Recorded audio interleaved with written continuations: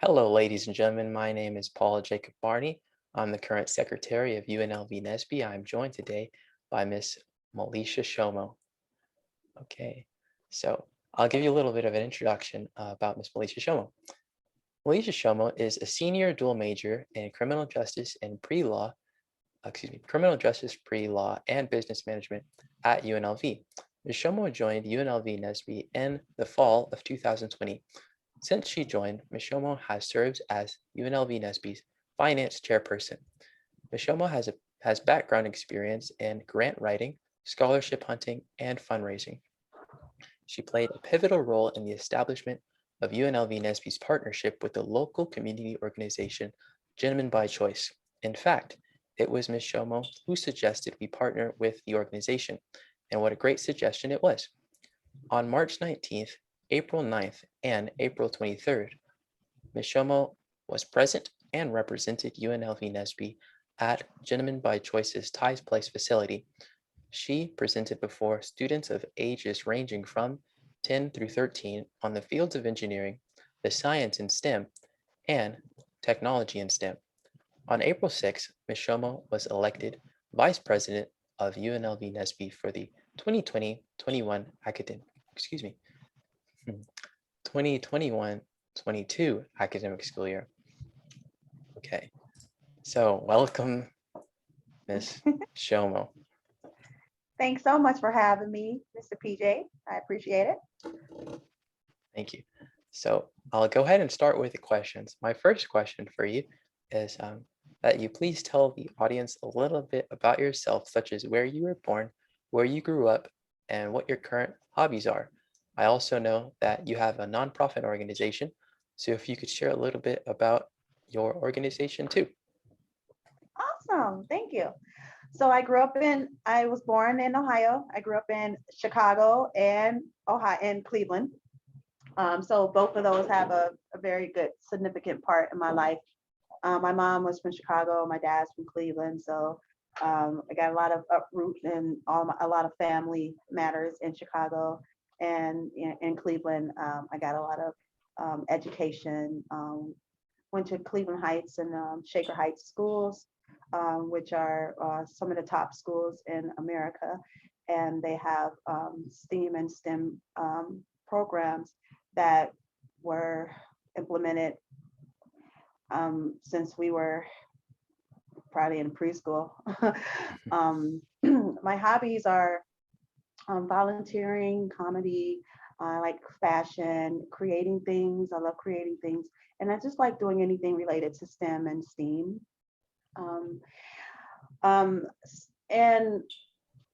And my organization that I have, my nonprofit, is called Transitioning Boys into Men. And what we do is we take young men and their families, and we help them, and we provide etiquette for them, job training, job placement. We also have STEM programs, spiritual programs, and gardening. We have an agriculture program where we like to develop a lot of agriculture engineers to grow food and grow food naturally and for themselves, their families, and their communities. And we help them academically to tutor them and make sure that they are exceeding academically and professionally and in their communities and their families, so that we can all have a better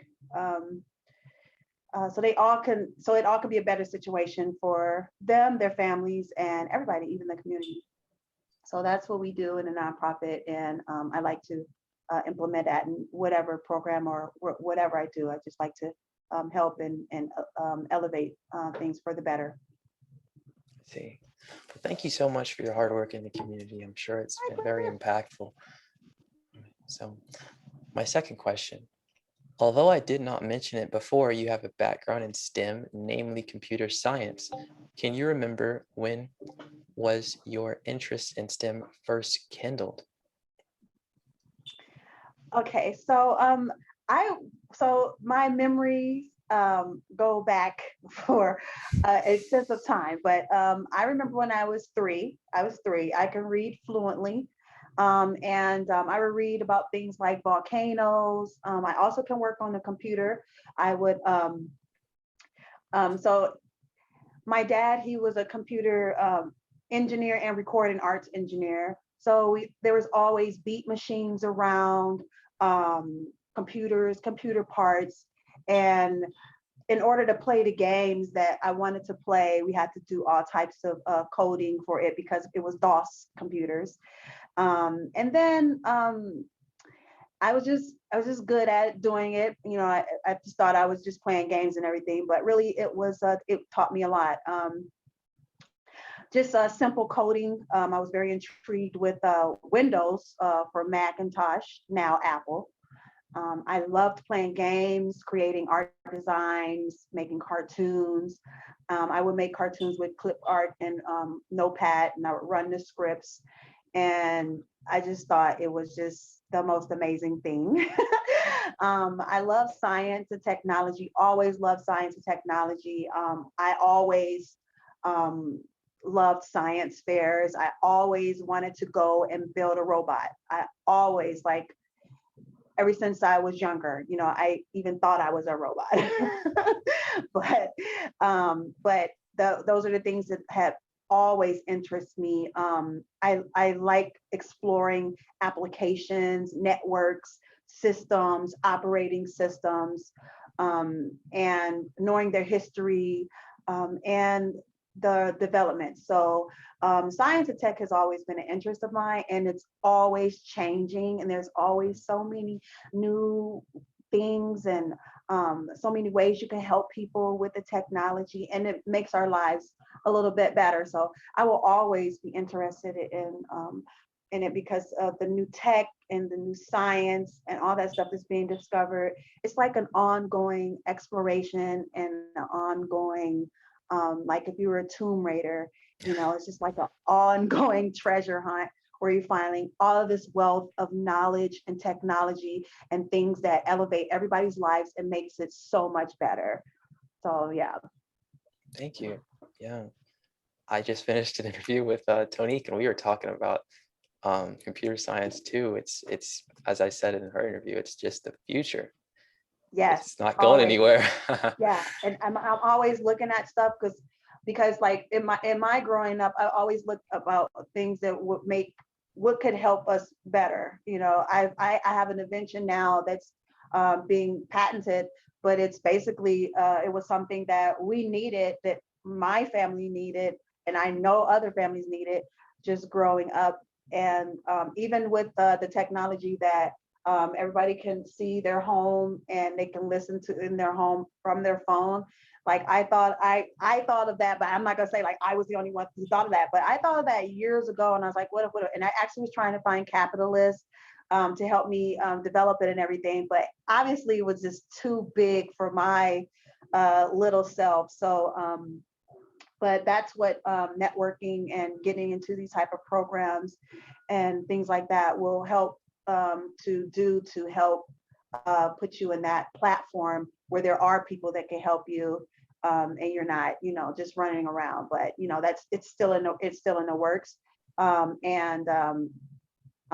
so those are the things that, you know, just keep me driven and drive me, and it keeps us all driven because it's so much new stuff out there, and I have to always update, and I have to always be in a computer class, a computer program, because it's changed so much. And even though I'm in criminal justice and the business, the technology is the component, it's the key.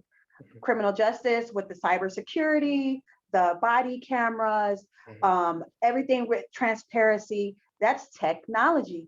And computer, you know, computer science and everything, because you have to take the video and the film off to run it onto the systems on the computer to help view everything. So, you know, everything just goes hand in hand with everything that we're doing and that we want to get done today. And now that the technology is just going, you know, in a way where it's helping people. We've seen technology help even the biggest cases that just ended, George Floyd. If it wasn't for Miss Darnella taking that video with her phone, the technology on it, that verdict would have never came to be. And it makes me,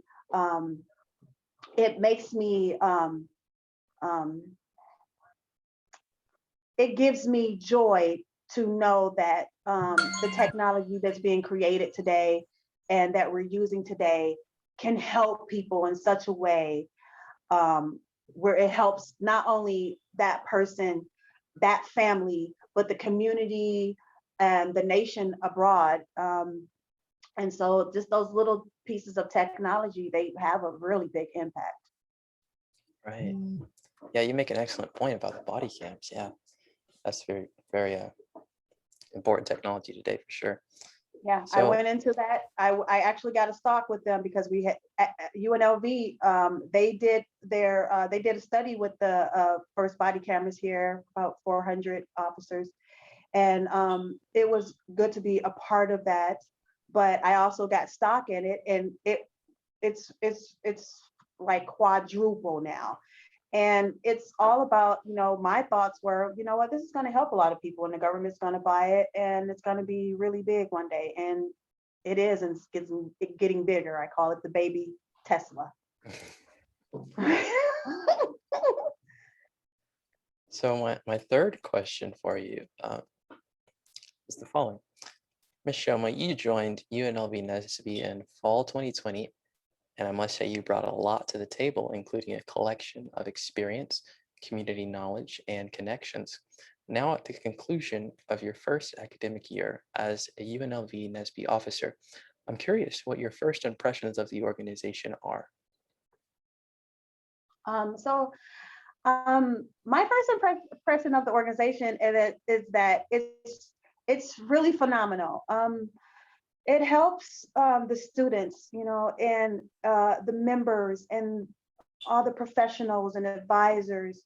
They're all involved, and they're setting everyone up for success. And everybody's networking, and they're working with everyone. So I just thought it was phenomenal how this organization, having young constituents in it, you guys are like amazing. I compare it to other organizations that I'm affiliated with full-blown adults, and their meetings does not go as smooth or as intelligent or just the way that NSBE's has been.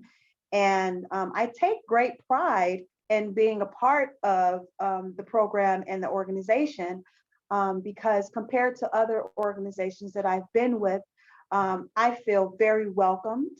I feel I'm amongst other people that have a they want me to do better, and they want the organization to do better. So they have good intentions for me and the members. And and so my first impression is really phenomenal, and it's really a step above others. And I would say, and it's with so many young people, but you guys are so phenomenal, and it is a big proponent to the community, and that's why I wanted us to be a part of the community, so everybody, can know, as many people as we can, to implement these things, and they can, attest and say, yeah, they came and they did what they said they were going to do, and they were phenomenal, and get the same experience that I have experienced too. So I see. Well, thank you. So my fourth question. Interesting fact, you may remember in late May of 2020, you reached out to UNLV NSBE interested in joining the executive board. How did you learn about the NSBE on the UNLV campus, and what made you interested in joining? okay, so I worked with I've worked with the computer science, where I was in some computer programming classes, but they weren't in the engineering school. Mhm. And so I worked with the Disability Resource Center, and we helped to proctor tests and exams for students with disabilities and that needed that service. And one of the schools was the engineers. So I went over to engineering, and even though it's an older building than the rest of all the buildings, it was just like this wonderland of everything that I grew up with, that I love, and that I'm so into. Computer components was around. They were speaking the same language that I could hear talking. And I wanted to be a part of that. I wanted to be a part of the school. And so I started exploring more. And then I found the NSBE, the National Society of Black Engineers there. And I started going to meetings, and I liked it. I liked it very much. I felt welcomed. I was with Phi Alpha Delta also before vice president, and I'm not gonna lie, I didn't feel as welcome, or my ideas were as important. And my ideas were important, and I got us to go to Washington D.C. for the first time to the first law conference. So, but the way they made me feel was like it wasn't supposed to happen. And so that's not how I feel with National Society of Black Engineers. I feel welcomed. I feel like my ideas are important. I feel like what I'm doing is important, and that you guys acknowledge it. And everybody wants to help each other. And that's what type of organization and people I want to be around and affiliated with and continuing my work with is people like you all. Thank you. Well, my fifth question is, um, you already accomplished plenty in life, having so much education and experience under your belt, and a wide net of connections in the palm of your hand. How do you imagine UNLV NSBE helping you to reach your academic and professional goals? Okay, well, I imagine NSBE, UNLV helping me reach my academic and professional goals by their continuation of resources and the network that they have. The advisors, the professionals affiliated with the organization, like they are phenomenal at making sure that all of these resources, funding, knowledge, and development of each member and chapters are relevant, updated, and implemented so that not only me, but others, but I am successful in the program and beyond it and to the community. So, they help me, and they're helping us by providing the organization like a space and a platform for us to get together and talk about everything that there is to talk about in the terms of engineering and sciences and us as Black people. And or Black and brown, or just, people that, just come together and for the good. So with that, I am able to navigate, when they have professionals on their alumni, I'm able to navigate my situation better, knowing the options, the opportunities, and the paths that others has taken. And it is helping me to fulfill my dream of helping the community by implementing STEM and STEAM programs into our organizations, schools, and homes, so that as many youth and people have exposure to STEM, STEAM, and the engineering components, all of the engineering that they can. I'm happy to be able to fulfill the dream and keep it going. So, and they are helping me do that right now, and it's going to continue. Yes, ma'am. Very well. So that concludes the questions that I have for you today. Thank you so much for your time. That'll be all. My pleasure. Thanks so much for having me. This is wonderful. I really appreciate it. Yeah. See you around. All right. All love. Thank Peace. And thank Peace. you so much. Take Yes, care. ma'am. See you later. See ya.